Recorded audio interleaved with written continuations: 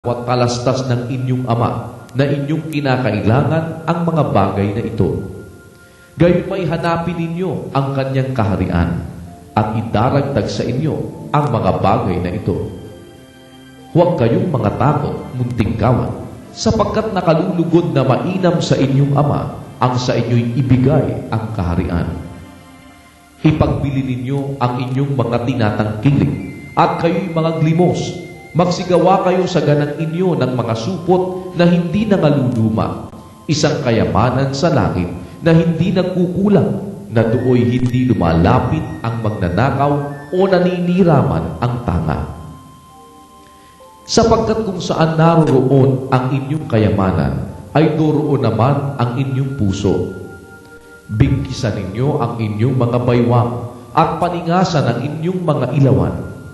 At magsitulad kayo sa mga taong nangaghihintay sa kanilang Panginoon kung siya'y bumalik na galing sa kasalan, upang kung siya'y dumating at tumuktok, pagdakay mabuksan nila siya.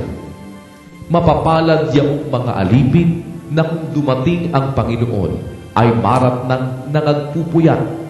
Katotohanang sinasabi ko sa inyo na siya'y magbibigkis sa sarili at sila'y pauupuin sa dulang at lalapit at sila'y paglilingkuran niya.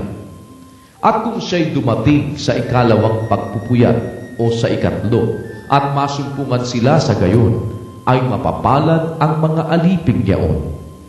Datapwat talastasin ninyo ito na kung nalalaman lamang ng puno ng sambahayan kung anong oras darating ang magnanakaw, siya'y magpupuyat at hindi pababayaang sirain ang kaniyang bahay.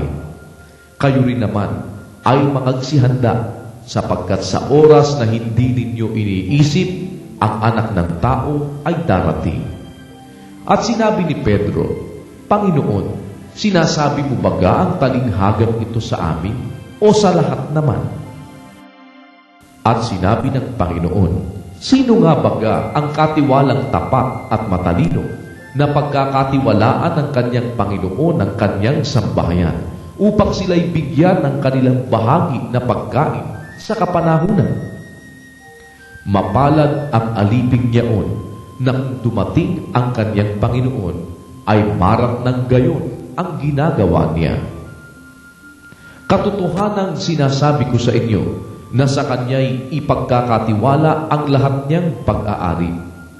Datapwat kung sabihin ng aliping yaon sa kanyang puso, maluluwatan ang pagdating ng aking Panginoon, at magpasigulang bugbugin ang mga aliping lalaki at mga aliping babae, at kumain at uminom at maglasing.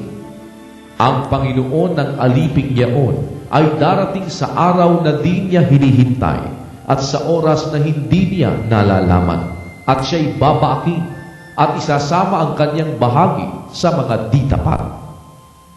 At yaong aliping nakaalam ng kalooban ng kanyang Panginoon at hindi naghanda at hindi gumawa ng alinsunod sa kanyang kalooban, ay papaluin ng marami. Datapwat ang hindi nakaalam at gumawa ng mga bagay na karapat-dapat sa mga palo, ay papaluin ng kaunti, at sa sino mang binigyan ng marami, ay marami ang hihingin sa kanya, at sa sino mang pinagkatiwalaan ng marami, ay lalo ng marami ang hihingin sa kanya. Ako'y naparito upang maglagay ng apoy sa lupa, at ano pa ang iibigin ko kung magningas na? Datapwat ako'y may isang bautismo upang ibautismo sa akin, at gaano ang aking kagipitan hanggang sa ito'y maganap. Inaakala ba ganinyo na ako'y naparito upang magbigay ng kapayapaan sa lupa? Sinasabi ko sa inyo, hindi, kundi bagkus pagkakabahabahagi. Sapagkat mula ngayon ay magkakabahabahagi ang 5 sa isang bahay, 3 laban sa 2, at 2 laban sa 3. Sila'y magkakabahabahagi, ang ama'y laban sa anak na lalaki, at ang anak na lalaki ay laban sa ama, ang ina'y laban sa anak na babae, at ang anak na babae ay laban sa kanyang ina. Ang biyanang babae ay laban sa kanyang manugang na babae, at ang manugang na babae ay laban sa kanyang biyanang babae. At sinabi rin naman niya sa mga karamihan, pagka nakikita ninyong bumangon sa kalumuran ang isang alapaap, ay agad ninyong sinasabi, uulan, at gayon ang nangyayari.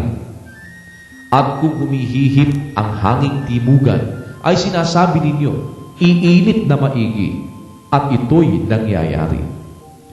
Kayong mga mapagpaimbabaw, marunong kayong magpaaninaw ng anyo ng lupa at ng langit, datapwat bakit di ninyo nalalamang ipaaninaw ang panahong ito?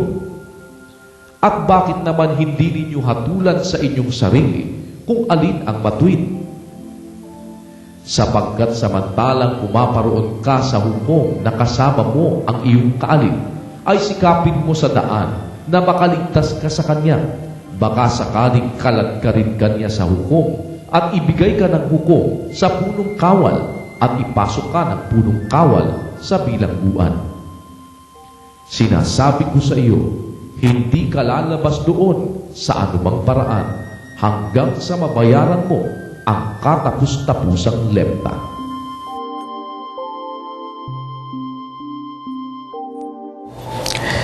Minsan pong naisulat din sa banal na kasulatan ang mga salita ng Haring si David. Ang sabi niya sa 119 at 11 ng mga awit, ang salita mo ay aking iningatan sa aking puso upang huwag akong magkasala laban sa iyo. Sa mga talata po na gabi-gabi ay binibigyan natin ng pansin. Napakahalaga na ang mga katwiran ay maingatan natin sa ating mga puso at kaisipan nang tayo po ay mayroong gabay sa ating mga paggawa. Kung sakaling sa mga talata po na binasa natin ngayong gabi ay meron kayong mga hindi lubos na naunawaan, huwag ko kayong mag-atubili.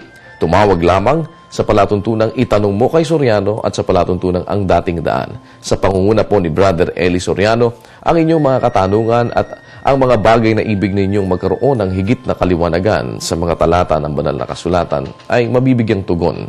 At yan po ay ginagawa sa pangunguna ni Brother Eli Soriano. Kaya po, naanyayahan namin kayo sa anumang mga katanungang maaari pong maaaring itawag ninyo at maaaring gusto ninyong maliwanagan sa inyong mga buhay. At huwag ko kayong mawawala, bukas nag-aanyaya kami. Sana'y nandyan pa rin kayo. At sana ay pamalita po ninyo dito po sa UN Television tuwing alas 8 ng gabi.